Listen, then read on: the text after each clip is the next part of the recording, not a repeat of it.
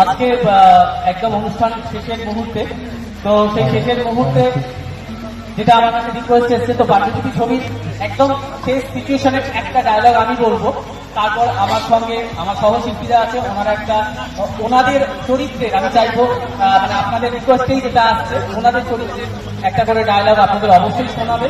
এবং শেষ আমি আমাদের ছবি মানে সামনে 15ই আগস্ট এবং রাখি বন্ধন, সেই বন্ধনের উৎসবকে আমরা কেন্দ্র করে একটি গান যেটি পাণ্ডুলিপি ছবিতে ভীষণ ভালো আজকের যে দিনের এবং 15ই আগস্ট স্বাধীনতার জন্য।